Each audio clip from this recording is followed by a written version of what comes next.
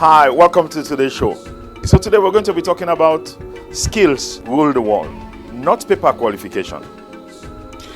As important as they are, if any degree, paper qualification that you have cannot be translated to providing practical solutions for the marketplace that solves problems for people that they can pay for, that puts money in your pocket, it doesn't count for much.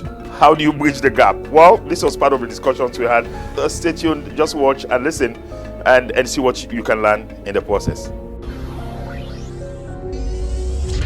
We can only change by graduating to another level, to a higher level of thinking, changing. Now, this is a Christian ministry, and it says in Romans chapter 12 that transformation takes place by the renewing of our mind. In Romans chapter 12 too, we're transformed by the renewing of our minds. So Albert Einstein said, the problems we face, the significant problems we face, cannot be solved with the same level of thinking that created them. It's only by thinking differently that we are able to do this. And I want to doff my hat to the alumni and the organizers of this event, and particularly the alumni of the St. Joseph's Convent School, because of the great things you've been doing. Worked very hard to be able to pour back into these young ones and pay back what was done for us whilst we were in school. There cannot be any greater way we could do a service but to be able to make sure they have a better education. All of us know that the standards of education in this country has fallen far, far, far below the level we knew it was. From the level where we were Athens of West Africa to the level where, it's perilously in a very, very, very low ebb. At a very important point, we should note that there is a wide direct correlation between a nation's prosperity and the quality of its education system. There's a correlation. A correlation between a nation's prosperity and the quality of its education. And when I talk about education, I'm talking about appropriate education. Appropriate, with hard and soft skills combined. When people have this, they stand a better chance. I'm not here today to be able to catalog how far and how low the standards of education has gone in this country. But I want to focus our attention, even as we're talking about the theme of transforming our minds, and also quoting in the lines of Albert Einstein, changing the way we think. There has to be a major shift. We have to change the way we provide education in this country. And this is a message that had been echoed and over again from the World Bank and numerous reports that have been written. Number one, I said change the traditional educational model, change the model, and change the syllabus content. We must change the model and we must change the syllabus content. Let's talk about the model. Thank you very much. Let's talk about the model. A student's success is often dependent on the ability to regurgitate facts.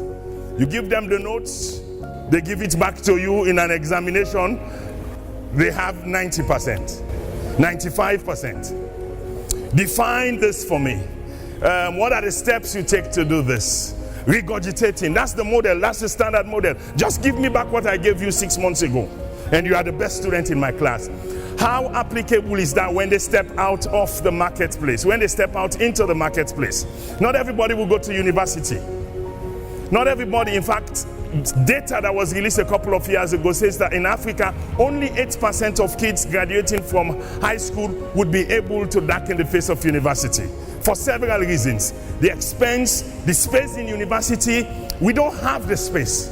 Put together all the students graduating from high school and check the spaces that we have in universities in this country, you would know they would never have the space to be able to enter there. And talk about the cost of education. We thank God that the government is pushing on a free quality education, which hasn't got to the university level, but various things have been done to shake up the educational system. And we salute the government for that.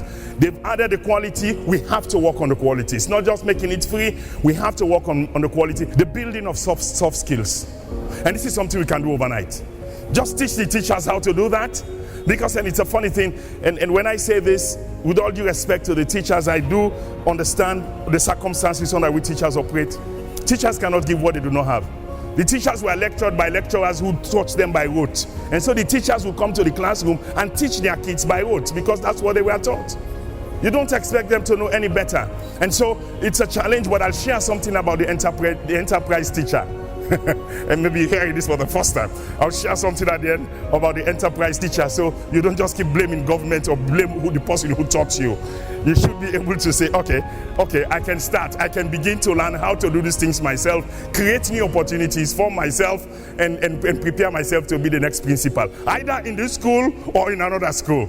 An enterprise mindset, enterprise teacher. But says add soft skills. They are teaching them hard skills. Calculus, trigonometry, whatever mathematics they are doing at this level till they get to WASC. They are being taught those things. Those are hard skills. Those are hard skills. Now, they've been taught to read. They've been taught to write. Those are hard skills. Their grammar and everything, those are hard skills. They are being taught all of those things that are part of their subject content. Some are studying history, some are studying geography, some are studying whatever subjects, biology, chemistry. Those are hard knowledge. Less than a tenth of them would use more than their mathematics and their English language after school. Outside that, their geography flies away. Maybe 1% of geography they would need, 3% of history, 4% of biology in terms of their makeup. And what else? Most of those things are hard skills that cannot be applied. So what we're saying, because it's required in the curriculum, bring alongside soft skills. What are the soft skills? The soft skills we're talking about how to communicate. Teach them how to communicate, how to build teams, teamwork, how to solve problems, how to think critically, how to think creatively, work ethics, interpersonal skills, emotional intelligence included in there, time management, soft skills, communication, teamwork, adaptability, problem solving, creativity, work ethics, interpersonal skills, time management. Even the teachers are struggling to manage their time. How can they teach the kids about time management? You cannot stretch the day, you adjust what you have to do. I was, we're teaching time management, and when people are taught these things, they are late every day for school. Why do you come late? It's the transport. We live very far, and so we says, can we just walk back our time? What time do you get up? What do you do every morning when you get up before you leave for school? Well, I'll do these 3, 4, 5 things. By the time you lay them all out, say which one is in your control? Can you control the availability of vehicles? No, I cannot control that. Can I control the time I wake up? Yes, I can control the time I wake up. Can I control the activities I do by the time I wake up before I leave for school? Yes, I can control that. Let's look at them. She wakes up in the morning, and that's when she irons her uniform. Then we said, that's a point number 1. Can you move that to the night before? That's time management. Can you move that to the night before? What is it that you can do the night before so that you don't have to do them in the morning? Can you adjust your time? These are soft skills, powerful skills. People come to work every day, they are late and complaining about vehicles not being available. Get up early, wake up early, adjust yourself, plan your time. Soft skills. People fight amongst themselves all the time. There's bickering amongst. Communication skills. How do I persuade my parents? How do I learn to stand up for the things I believe in? Tolerance, listening to people, listening skills. These are soft skills that are so powerful. You can begin to teach them. You can begin to teach them. They are sharing pornographic photos on their phones with their smartphones. Now, so how do you get to communicating at their level? If you're talking to a kid, if somebody says you have to be at eye level, you either kneel down to get to connect with them, or you lift them up, raise them up, so that you could do eye to eye, see, feel for them, emotional intelligence.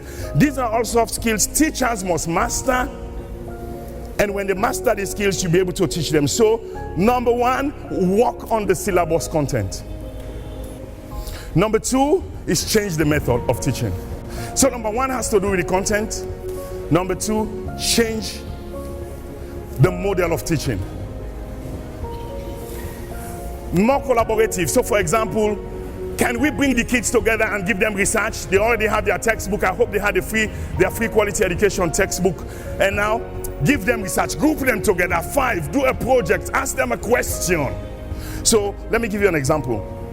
A lecturer says, if you cannot teach whatever you want to teach to secondary school kids, if you cannot teach them to primary school kids, you don't understand it very well.